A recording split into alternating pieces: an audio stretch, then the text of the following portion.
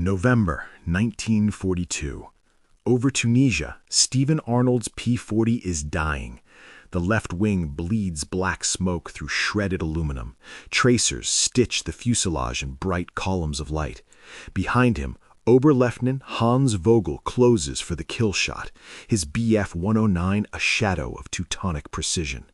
Arnold's engine screams, his airspeed bleeds away, the horizon tilts into chaos.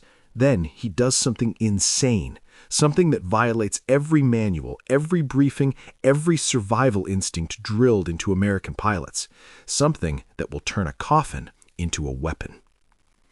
Late 1942. The North African air war devours rookies with industrial efficiency. German aces of the Black Knight's wing fly combat-hardened Messerschmitts, lighter, faster, blessed with climb rates that mock the laws of physics. They hunt American formations like wolves, exploiting altitude and the arrogance of experience. Their radio chatter is surgical, their gunnery is clinical, their confidence is absolute. American replacement pilots arrive with logbooks thick on training hours, thin on wisdom. They fly P-40 Warhawks, rugged, reliable, but brutally outmatched in vertical combat, heavier, slower in the climb. The performance gap isn't slight, it's a death sentence written in thrust-to-weight ratios. The cockpit of a P-40 is a study in hostile intimacy. The Allison engine bellows 6 feet ahead, throwing oil mist and heat through every seal. The long nose blocks forward visibility. Combat becomes a neck-craning nightmare of blind spots and sweat-blurred goggles. The stick thrums with engine vibration. The frame creaks under G-load. Desert sun turns the metal shell into a furnace that cooks leather and flesh alike. Doctrine is absolute. Maintain energy, never turn with the enemy, use speed to disengage. The rules are written in the blood of pilots who tried something clever.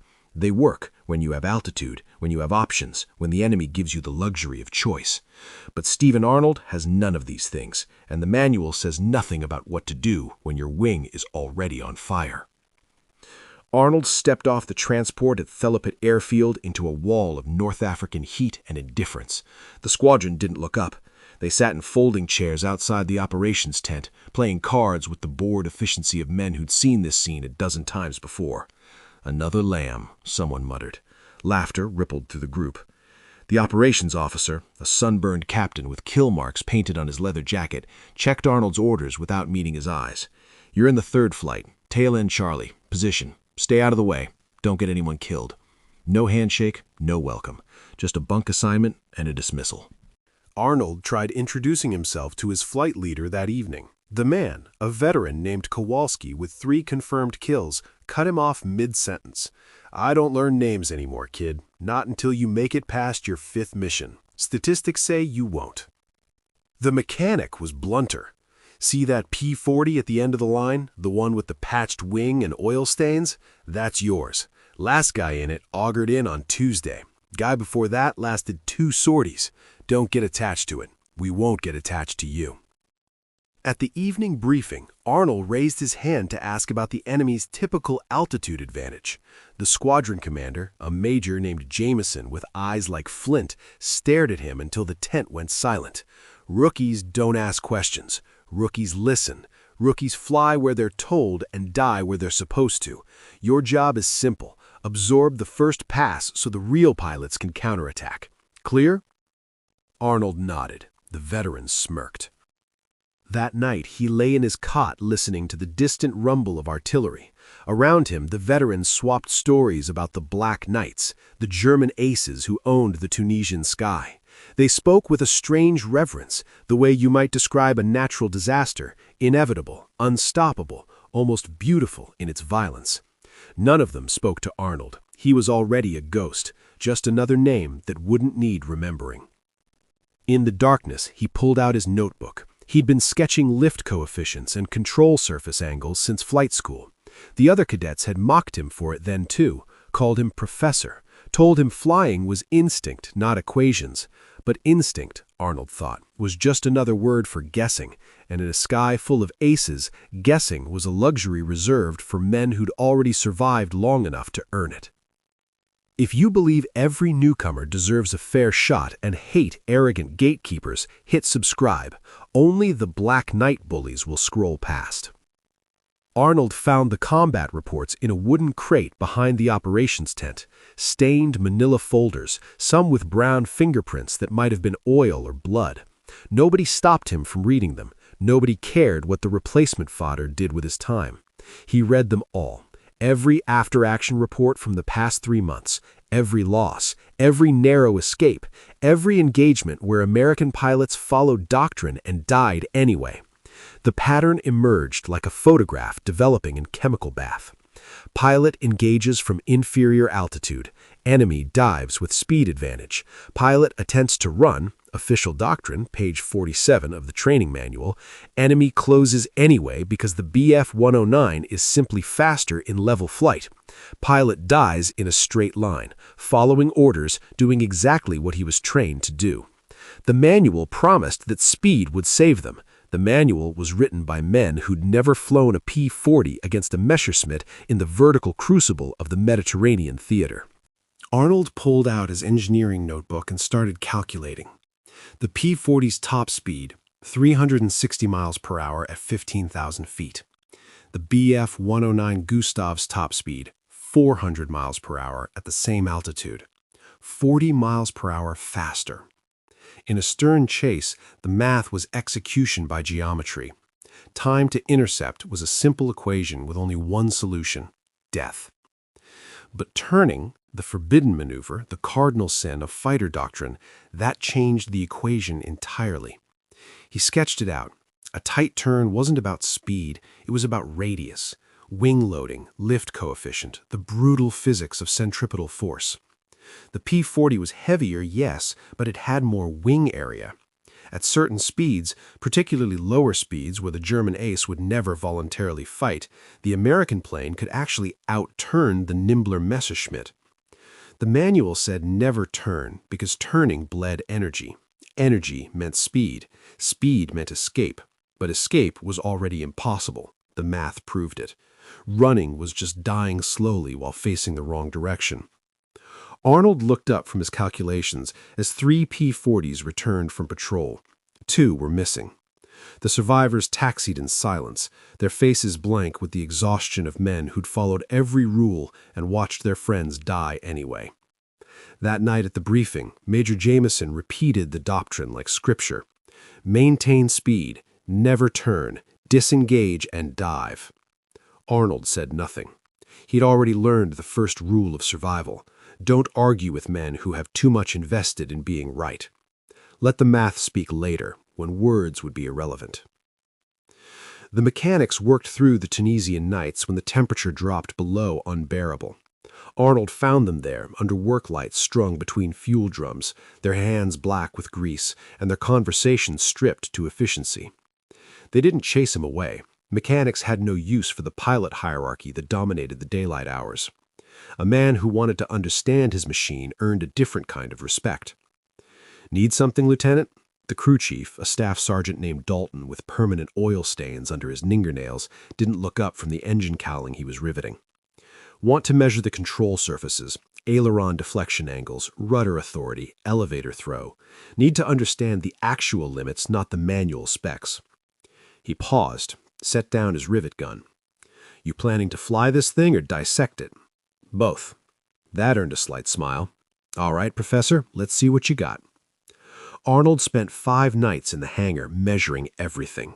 He used a protractor and plumb line to measure maximum deflection angles, timed how fast the ailerons could snap from full left to full right, calculated the force required to move the stick at different airspeeds using spring scales borrowed from the supply tent. The other pilots heard about it. Kowalski made a show of walking past the hangar, shaking his head. Kid thinks he's going to engineer his way out of a dogfight. Gonna get real surprised when Hermann Goering's finest put holes in his differential equations. But the mechanics understood. Dalton brought him coffee one night, real coffee, hoarded from some unknown source. You know what you're looking for? The margins, Arnold said. The manual gives you the safe envelope. I need to know where the actual edge is, the place where control authority breaks down. where the stall happens, where the plane stops being an airplane and becomes a rock. That's a dangerous place to go looking. It's more dangerous not knowing it exists. Arnold filled his notebook with numbers: stall speed at various bank angles, rudder effectiveness at low airspeed, the exact point where the P-40's wing loading advantage could overcome the 109's power-to-weight superiority. The math described a window, narrow, violent, and unforgiving, where a heavier plane could force a lighter one to overshoot.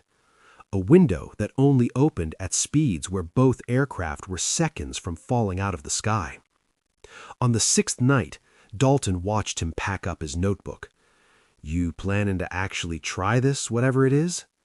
Arnold looked at the P-40 sitting in the darkness beyond the work lights, battle-scarred, oil-streaked, honest.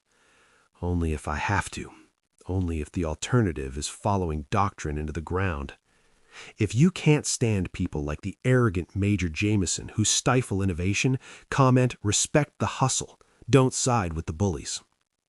The equation that would rewrite air combat doctrine fit on a single page of Arnold's notebook. Turn radius equals velocity squared divided by g-load times gravitational acceleration. Simple physics, high school mathematics, the kind of formula that every engineering student memorizes and every fighter pilot ignores, because dogfighting is supposed to be about instinct and courage, not arithmetic. But Arnold saw what the instinct-driven pilots missed. The Bf-109 Gustav dominated because of its power-to-weight ratio.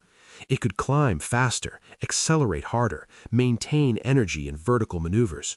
In a traditional dogfight, speeds above 250 miles per hour, altitude to burn, the German plane would win every time. The math was absolute. But turn radius didn't care about power. Turn radius cared about three things: airspeed, wing loading, and how much G-force the pilot could endure. At high speed, the 109 turned tighter. Its lighter weight and aerodynamic design gave it the edge. But as airspeed bled away, 180 miles per hour, 160 miles per hour, 140 miles per hour, the equation inverted. The P-40 had more wing area, more square footage generating lift. At low speeds where lift became precious, that extra wing area translated directly into turn performance. At 140 miles per hour, right at the edge of controllable flight, the American plane could pull a radius nearly 20% tighter than the Messerschmitt. 20% meant the difference between a gun solution and an overshoot, between predator and prey. The cost was brutal. At 140 miles an hour, the P-40 was 3 seconds from a full stall. The controls went mushy. The wings shuddered on the edge of losing lift entirely. One wrong input, too much back pressure, too aggressive with the rudder, and the aircraft would depart controlled flight, spin, tumble, die. Arnold sketched the tactical application. A German ace closes for the kill, confident in his speed and altitude advantage. The American pilot, instead of running, instead of following doctrine, chops throttle and yanks the stick back, flaps down if there's time. The P-40 decelerates violently, nose climbing, airspeed bleeding, dancing at the razor edge of aerodynamic death. The 109, committed to the attack, suddenly has too much speed, too much closure rate. The German pilot has two choices: try to match the impossibly tight turn and stall out himself, or overshoot and surrender the offensive position. Either choice is fatal. One ends in a spin, the other ends with an American plane on your 6 o'clock with guns charged. Arnold stared at the numbers. The maneuver worked.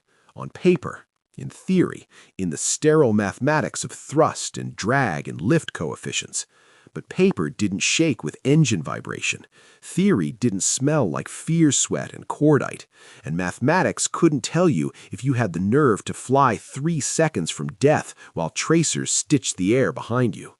Arnold waited until the evening briefing ended. The other pilots were standing, collecting their mission maps, when he raised his hand. "Sir, I'd like to propose a tactical modification. It's about low-speed maneuverability in defensive situations." The tent went quiet. Major Jameson turned slowly, his expression that of a man who just heard a private volunteer to explain strategy to Eisenhower. "A tactical modification," Jameson repeated, his voice flat, "from the replacement who's flown exactly 2 combat missions? It's based on performance data, sir, wing loading ratios at approach speeds. The P-40 can actually outturn the 109 if we what, Lieutenant? Slow down? You want us to slow down when we're already slower than the enemy?" Arnold opened his notebook. "At 140 miles an hour, our turn radius decreases to—" Kowalski cut him off with a bark of laughter. 140 miles an hour, Professor? That's 10 miles above stall speed. You planning to dogfight at stall speed?" "Not at stall speed. Near it. There's a window where you die spinning into the desert," Jameson said. "This isn't a classroom, Arnold. This is combat. We don't have time for theoretical physics experiments while Hans and his friends are shooting at us." Another pilot, a captain named Rourke with 7 kills, shook his head in theatrical disbelief. "Kid spent too much time with the mechanics, thinks a P-40 is a slide rule with wings." The tent erupted in laughter. Even the quiet pilots who rarely spoke were grinning. Arnold tried again. "Sir, if you look at the math—" "The math," Jameson interrupted, "says that rookies who deviate from doctrine don't make it to their 10th mission. The math says that men smarter than you wrote these procedures in blood. The math says you should stick to the back of the formation, keep your mouth shut, and try not to die before you learn what real combat looks like." "Stand down, Lieutenant," Jameson said, his voice final. "You're dismissed."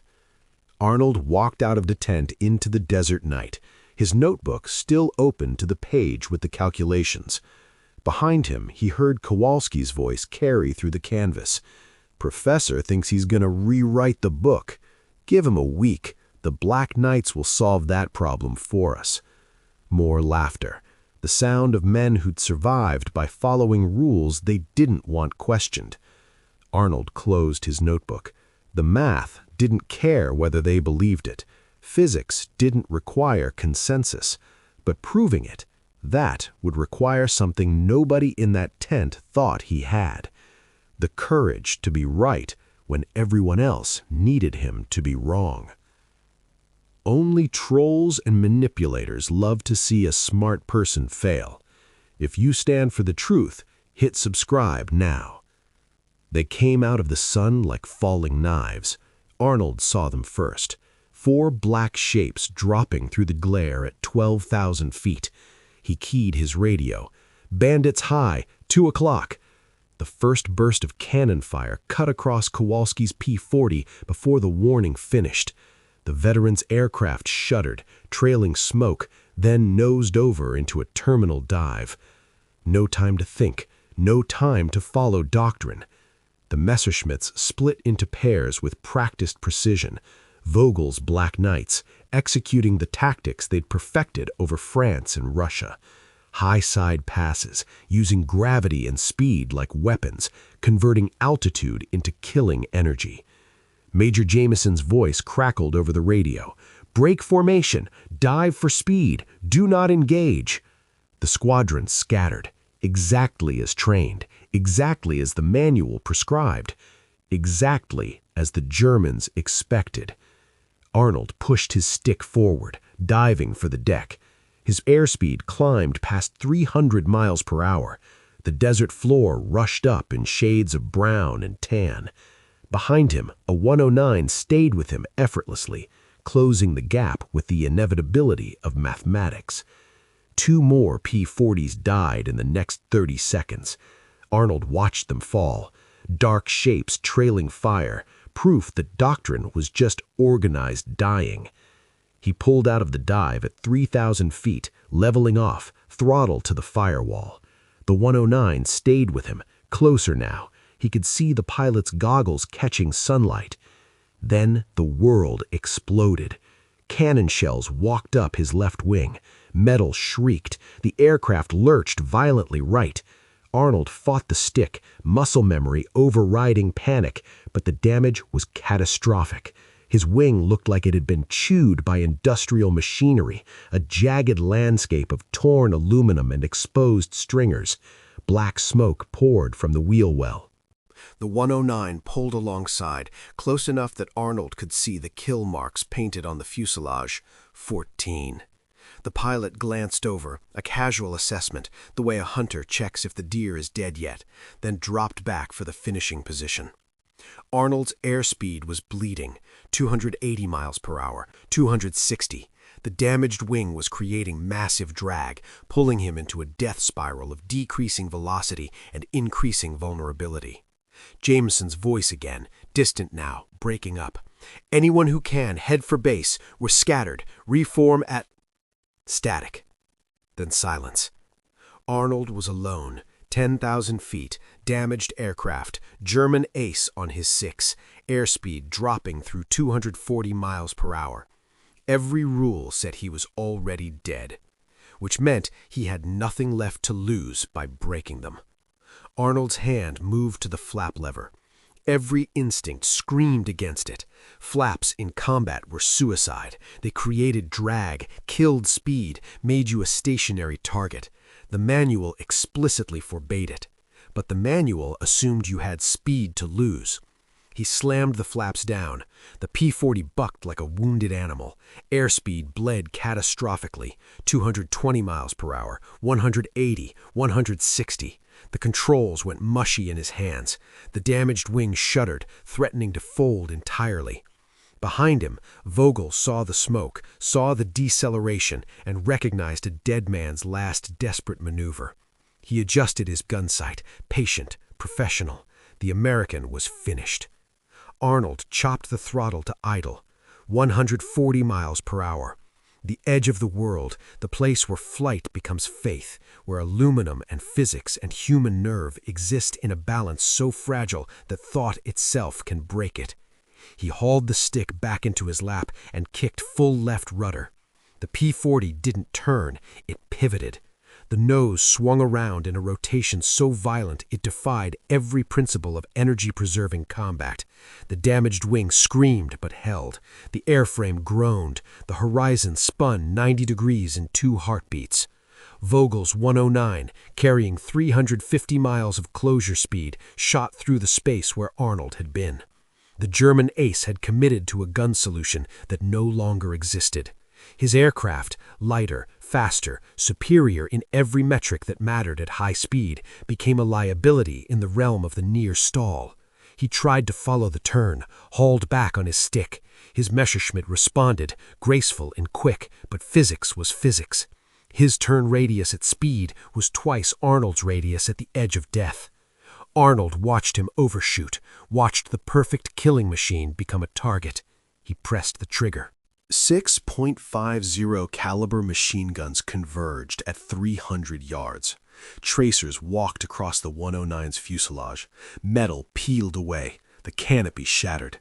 The Messerschmitt shuddered, rolled inverted, and began the long fall toward the Tunisian sand. Arnold didn't watch it hit.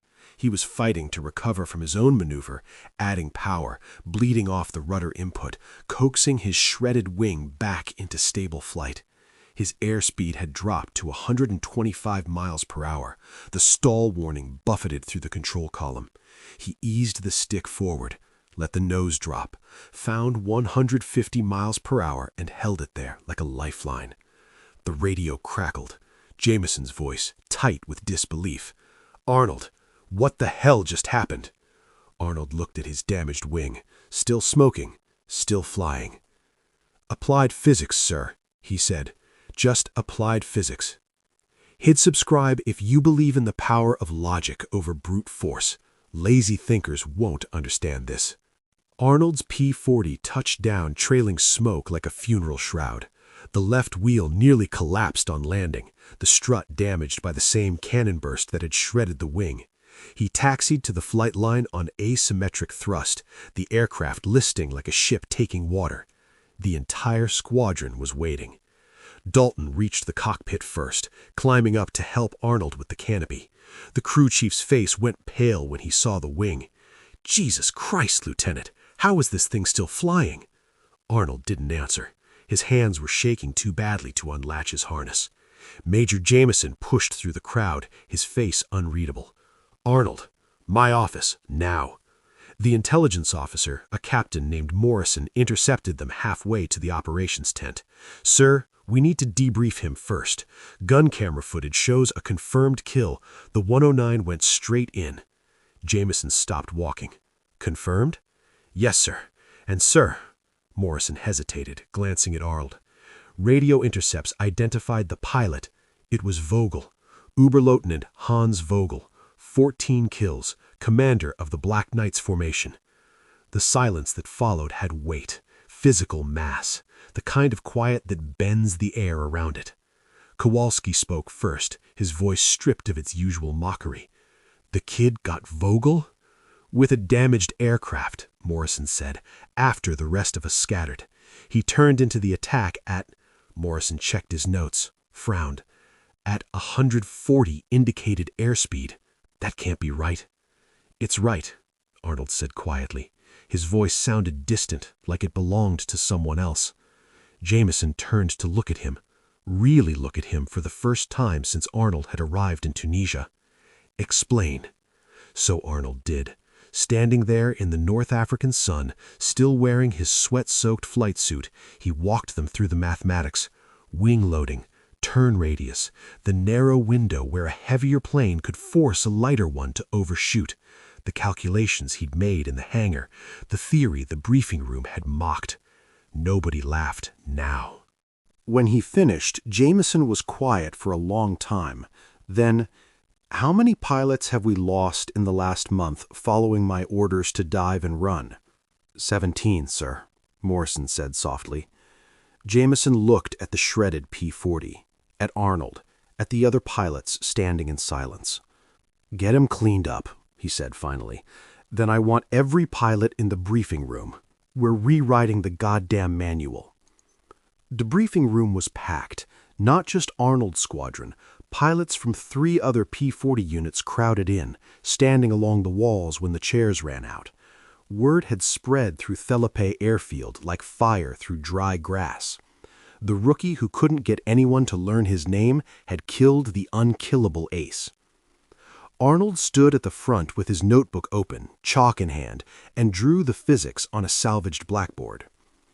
"The maneuver works because of asymmetric energy states," he said, his voice steady now, professorial.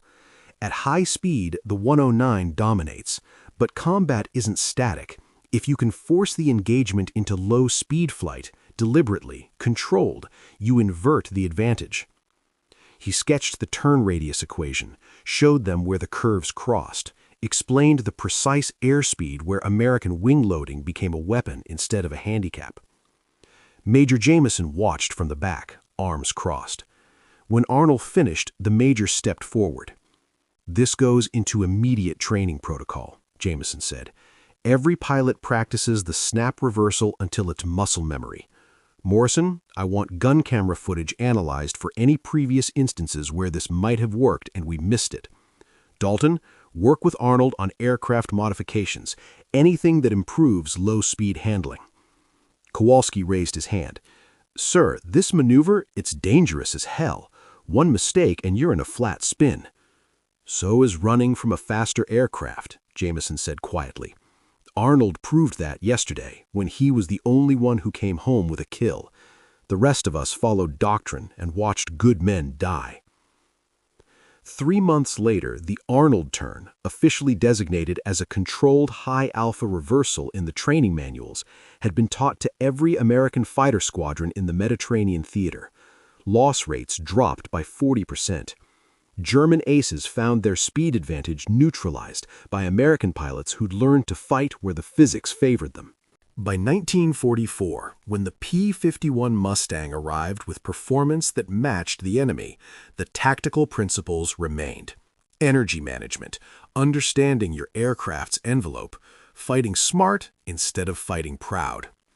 Arnold survived the war, flew 73 missions, confirmed 11 kills. But his real victory wasn't measured in enemy aircraft destroyed. It was measured in American pilots who came home because someone had bothered to do the math. The military later formalized his insights into energy maneuverability theory, the foundation of modern air combat tactics. Fighter pilots still learn it today, though most don't know the name of the quiet rookie who first proved that in war, equations are deadlier than arrogance. Jameson wrote in his final report, "Lieutenant Arnold demonstrated that tactical innovation requires two things: the intelligence to see what others miss and the courage to be right when everyone else needs you to be wrong." They stopped calling him professor after Tunisia, but Arnold never stopped carrying the notebook. Even after the war, even when the fighting was over, he kept it, a reminder that survival sometimes requires ignoring the experts and trusting the math. If you're tired of a broken process that ignores talent, comment Arnold's Law to show you're not siding with the status quo.